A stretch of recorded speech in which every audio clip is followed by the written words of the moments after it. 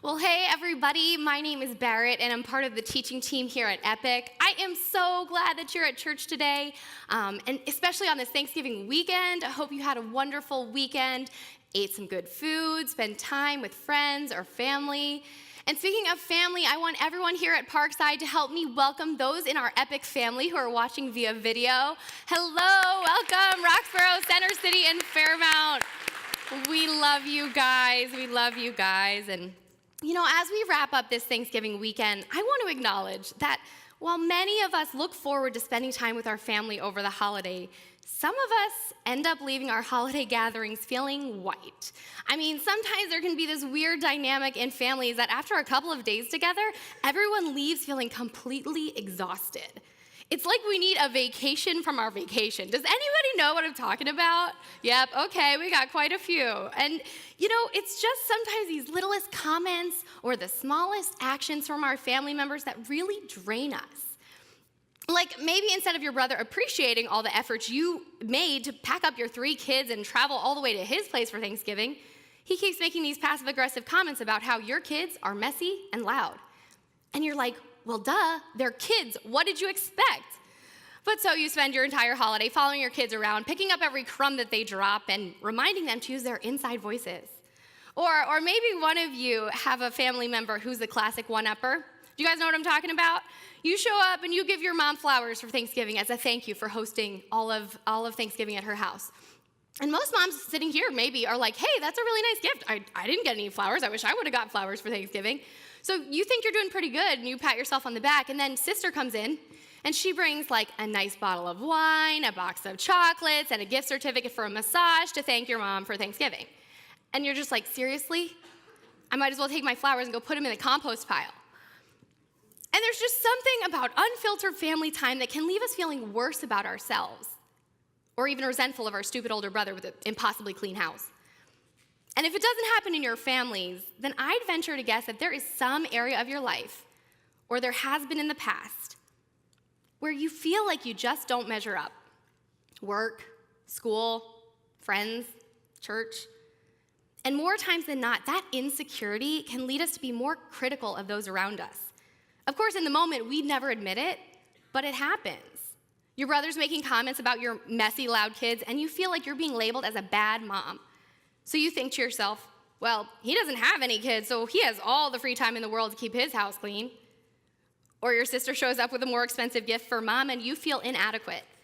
So in self-defense, you rationalize that the only way she can afford all that expensive stuff is because somebody called in a favor to get her that great job. Do you see how the voices of self-doubt can lead to resentment and criticism of others? And whether we admit it or not, we can easily become people we don't want to be. And even if you think this isn't true for you, let me tell you something that I know. It is. And you know how I know? Because sometimes I don't see it in me either, but it's still there. It's one of those things that's hard to see when you're looking in the mirror, you know? So how do we begin to change the way we view ourselves and each other? Well, it's Thanksgiving weekend, and so I thought a great place to start is to talk about gratitude. And this morning, I want to challenge us to be grateful for the strengths that we see in ourselves and the strengths that we see in each other too. These are our gifts. Now, when I talk about gifts, I'm not talking about the Amazon Echo or the new iPhone X that you want for Christmas. No, when I talk about gifts, I mean the unique talents and abilities to do certain things well. And the gratitude that I'm challenging all of us to develop, it needs to be twofold. First, it's being thankful for the abilities that God's given to us personally. So these are like the things that we're naturally good at. Like we know we kind of like have an up on that one. But it's also being grateful for the gifts that God's given to others in our circle. And I think that both go hand in hand because it's really hard to appreciate the strengths of others when we don't first acknowledge the strengths that we have in ourselves. And if you're sitting here today and you're about to tune me out because you're thinking, look, I'm not good at anything, so I don't have anything to be thankful for, then listen, you need to go to our website, epic.church, and look up the Dream Job Message Series and listen to the sermon that Pastor Kent preached called Passion, Gift, Get It Done. Because in it, he gives us some really practical ways to discover our own gifts. And the truth is that everybody is gifted in one way or another. But sometimes we miss out on those gifts because we're not doing the work to discover them for ourselves. So it's not a matter of whether or not you have a gift. It's a matter of whether you're aware of the gift that you have. And it's a huge problem if we don't do the work to recognize our own talents, because it becomes so easy to focus on where we fall short, the things we can't do, the skills we don't have. And staying in that place is going to prevent us from ever being truly grateful for the gifts that God's given to others in our circles. And that's going to be what comes in place of gratitude, this feeling of resentment and bitterness, jealousy and insecurity. Think about it. If I'm not paying attention to my own gifts, and then I look around and I see people who are succeeding at things that I'm not good at, my natural reaction is not going to be gratitude, right? It's going to be competition. I'm going to want to start to try and prove that I can do those things too, that I don't fall short, that I'm not a failure in that area. For example, I told you before that my mom is hostess with the mostest. Well, my sister is a really good hostess too. You could say that she's the apple that didn't fall too far from the tree in that regard.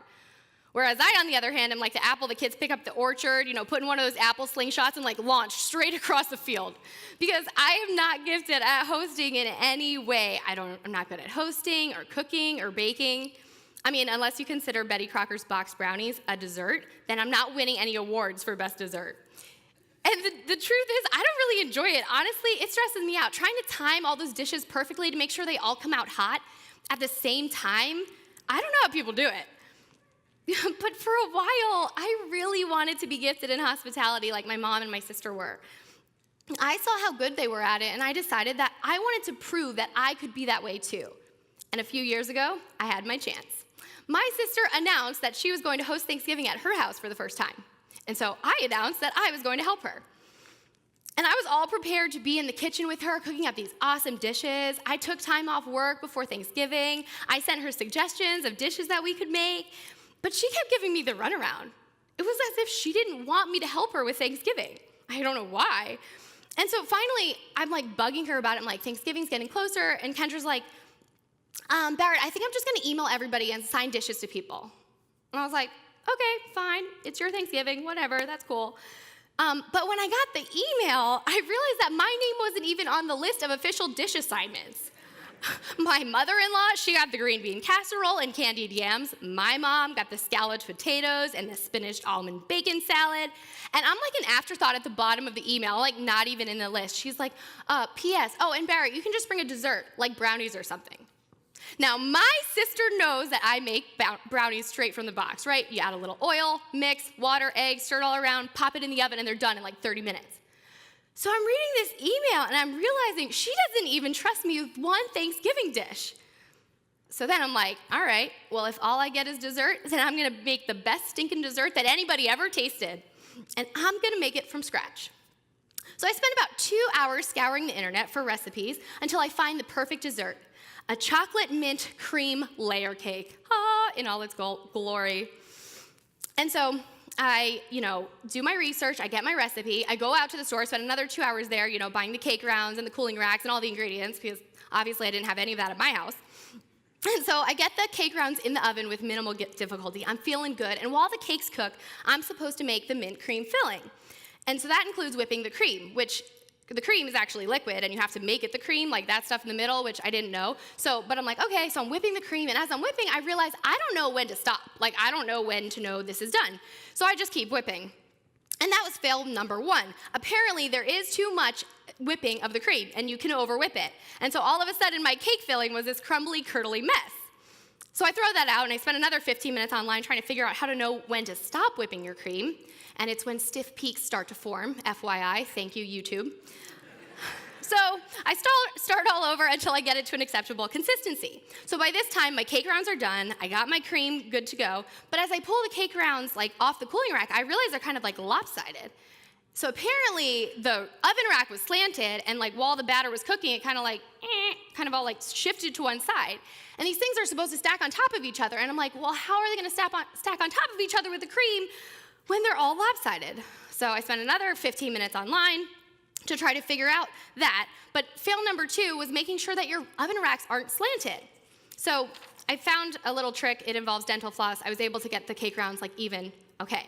But by this point, I'm so tired, and I'm starting to realize why my sister only gave me one job. But I'm in the home stretch, and I'm like, okay, all I have to do is make the chocolate icing. So I beat together all the ingredients, and it's looking like real, actual icing. And now I'm starting to feel pretty good. I'm like, this is it. This is my crowning achievement. I am good to go. I've overcome that adversity, and it's about to pay off. So the last step is to add the vanilla extract to the icing. And so I do it, and as I'm stirring and imagining how impressed my family's going to be, I notice the icing smells kind of weird, like minty. And I realized that I grabbed the wrong extract bottle and I added mint extract instead of the vanilla that I was supposed to, and I ruined the icing too. Fail number 3. Even though the extract bottles look the same, you still have to read the label and pick the right one. You guys, I'm not even kidding. I was so over the cake by this point, and now I needed to start the icing all over. And I did, and I ended up getting it done, and everybody liked the cake, and it was fine. But I literally spent the entire day trying to prove that I had the gift of baking, and I just don't. So if you ever invite me over and I show up with brownies from the box, you'll know why, and you'll probably be grateful. And it's funny to look back now, but my going-in attitude was so messed up. I just wanted to prove that I was as good a hostess as my sister. And in my head, baking that cake would have proved that. But in reality, the whole experience proved I wasn't gifted in the same way at all. And while I confirmed that baking isn't one of my gifts, when I walked into her warm and inviting home that Thanksgiving, I realized that hospitality is definitely one of hers. So I was trying to be something I wasn't. I'm not gifted in that kind of hospitality, cooking and baking and hosting the perfect party. And instead of being grateful that my sister was, I tried to duplicate her gift.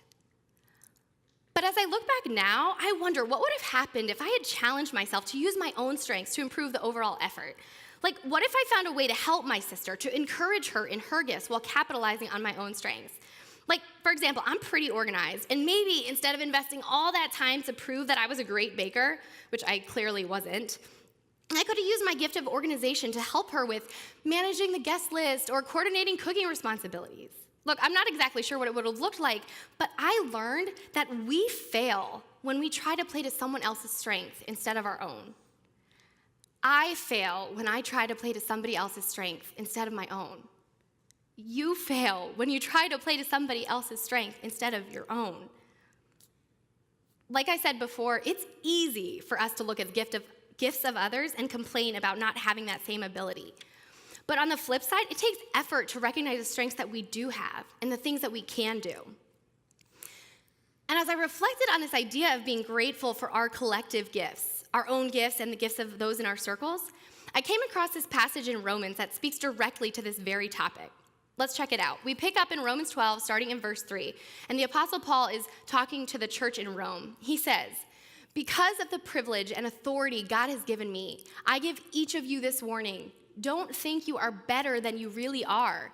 Be honest in your evaluation of yourselves, measuring yourselves by the faith God has given us."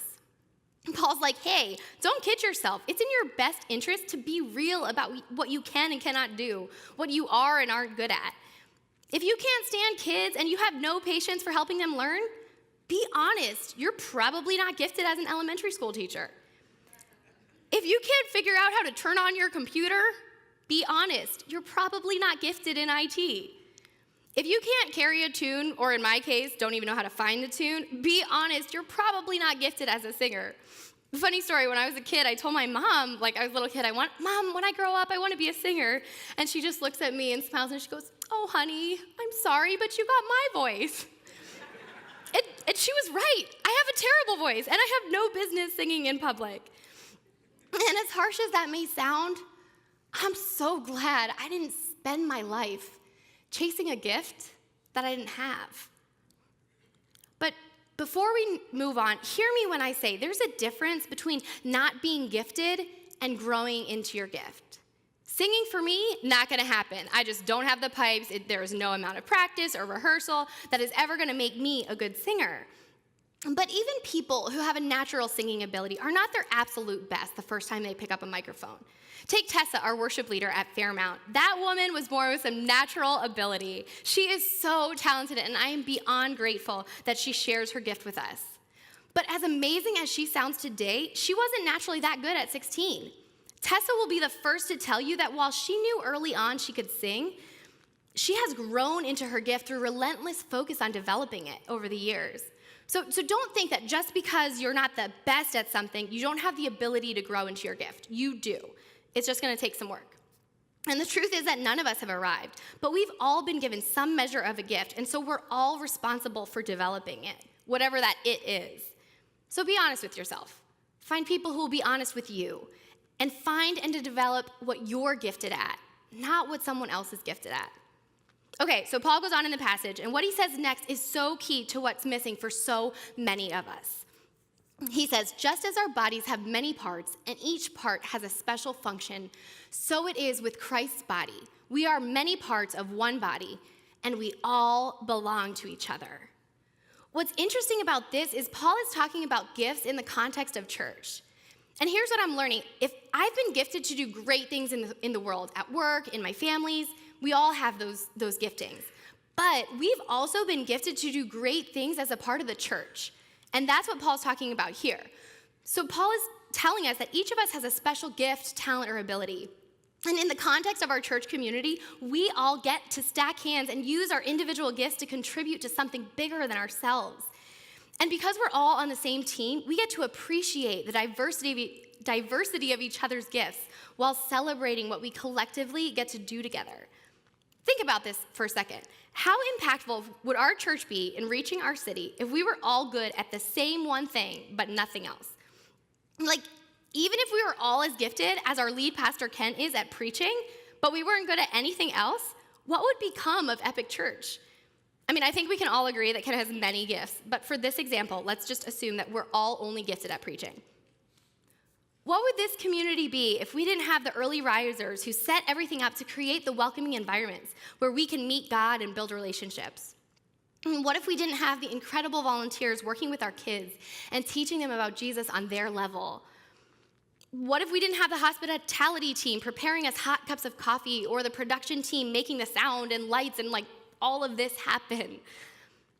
If we were all just as good as Ken but didn't have any other gifts in this group, we'd probably cease to exist. I was actually talking to Ken about this, and he totally agrees. And he actually said that he'd probably be preaching to 8 people from his front lawn because we wouldn't have anybody gifted in administration renting these spaces or managing the finances to cover the cost of them. And even if we did have the space, nobody would know when to show up if we didn't have our graphic designers spreading the word through postcards and our website.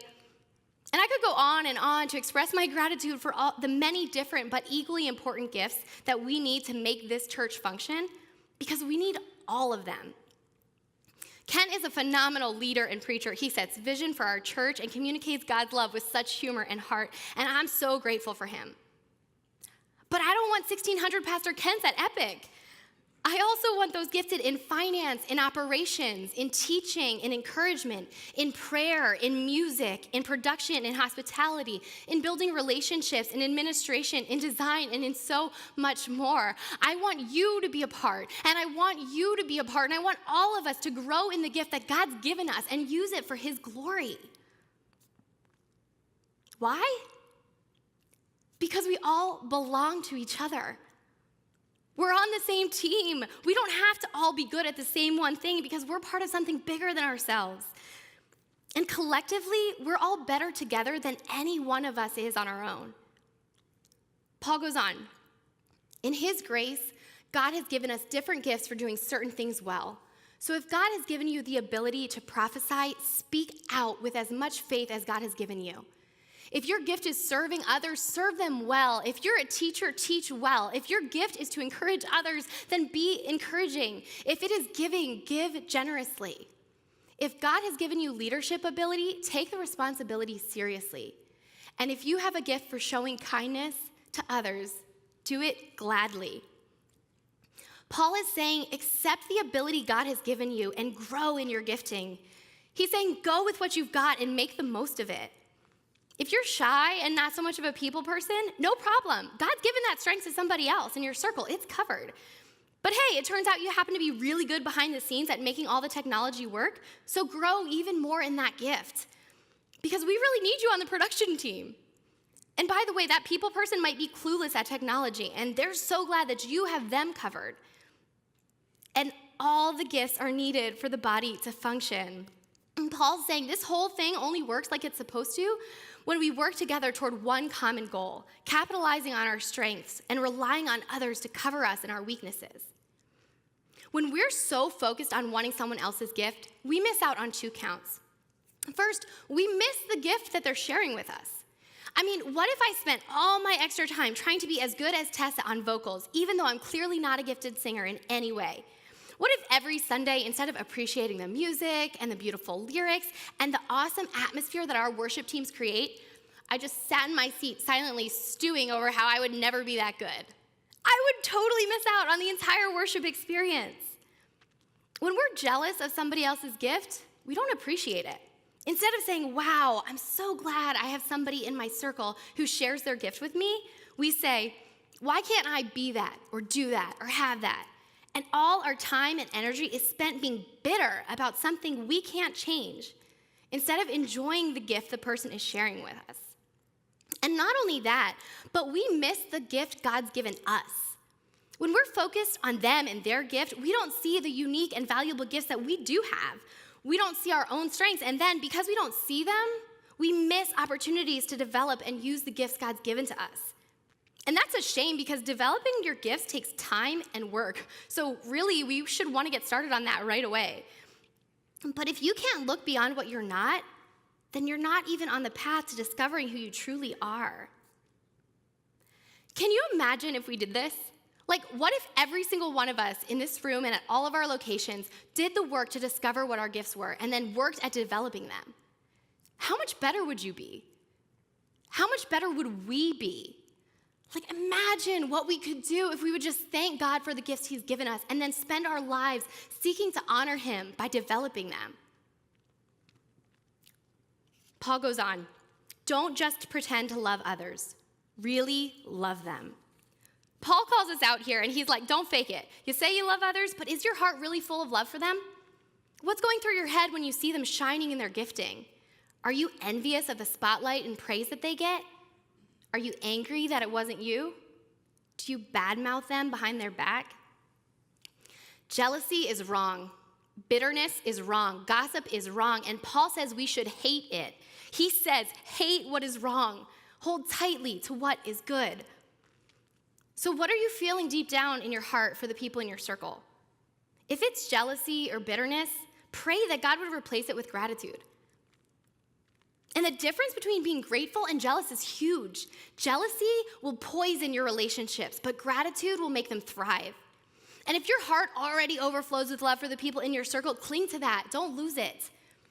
When life gets harder and you're tempted to compare yourself to others in your circle, hold tightly to what is good, your deep love for them. Look, in the context of Epic Church, and I'd hope in all of your close circles too, it's not a competition. We are all part of the same team, rowing in the same direction toward the same goal to reach every person in this city. Or at least we should be. So really loving others as it relates to how we're gifted, it boils down to two questions. How can I support others in their gifts? And how can I use my gifts to serve others in my circle? Think about the last one for a second. How can I use my gifts to serve others in my circle? When Paul tells us to really love others, he's challenging us to not only support them in their gifts, but to also use our own gifts for the benefit of everyone around us. In fact, you could go so far to say as it's unloving to keep your gifts all to yourself so that no one else ever gets to benefit from them. I mean, this life is hard enough as is. Wouldn't it be great to just hold each other up? I love this story in Exodus 17 because it's like such a great word picture for holding each other up. So Moses is in the wilderness with the Israelites, and another tribe, the Amalekites, come and attack them. And so immediately Moses tells Joshua, go, assemble an army and go fight back. And then Moses goes up to this hill that overlooks the battle, and he just prays to God for victory, and he raises his arms, and he's like, God, grant us victory over the Amalekites. And what he noticed is when he got tired and he lowered his arms, the Amalekites were winning the battle. But when he lifted his arms up, the Israelites were winning. So then he's like, okay, I'm going to keep my arms lifted to God the whole battle so we win. And he lifts his arms, but it's a long day, and it's hot, and it's a battle. And so he starts to get tired. And you know what happens? These two guys from his circle, Moses and Hur, come up, And they put a rock down, and he sits down on the rock, and they literally hold his arms up for him. They're like, I picture them beside him, just holding his arms the entire day until the Israelites finally won the battle.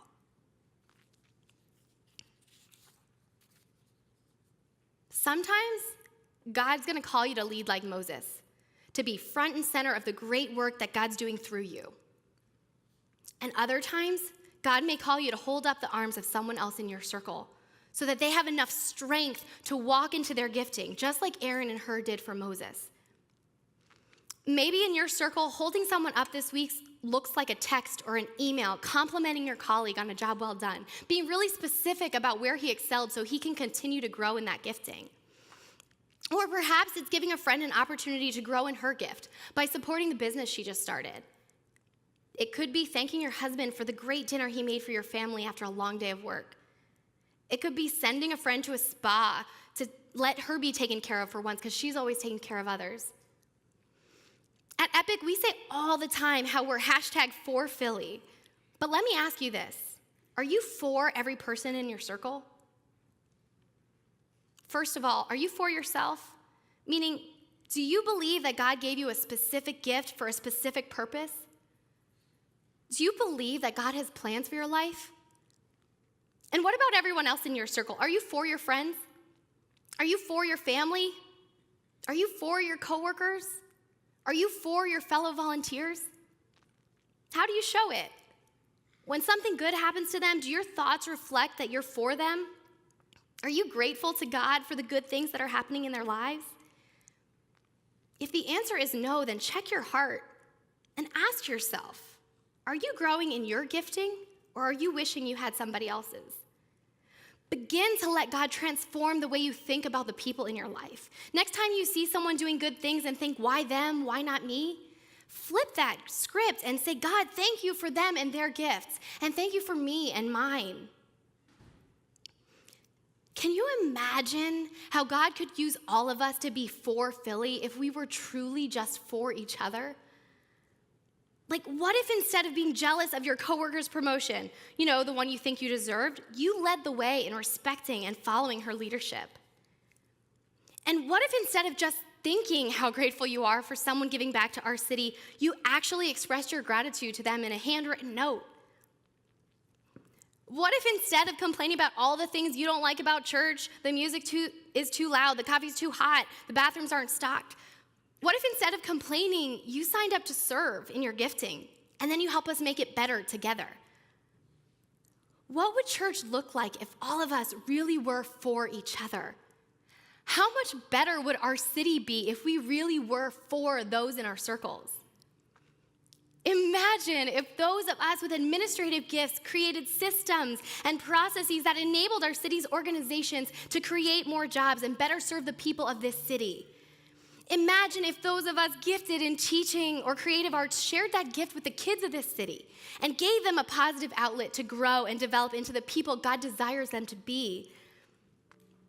Imagine if those gifted in leadership would stand up and lead well like Jesus did, rather than allowing quarterly earnings or personal gain to guide our decisions. Imagine if those of us with the gift of generosity looked for opportunities to meet the needs of the people in our city, just like Jesus did, without expecting anything in return. Imagine what God could do with a collective group of people like that. People like us. Are you with me? Are you excited? All right, let's pray. Dear God, we are so grateful to you for our collective gifts, the gifts you've given to each person in this church, Lord God, and we know that you have a plan for each and every one of us, and that you desire to use our gifts for your glory, to reach every person in this city. And God, we pray that you just open our hearts and minds to hear what it is you're speaking to us right now in this moment. And that you'd help us leave this place ready to take our next step in growing in our own gifting and in supporting the gifts of those in our circles. In your name we pray. Amen.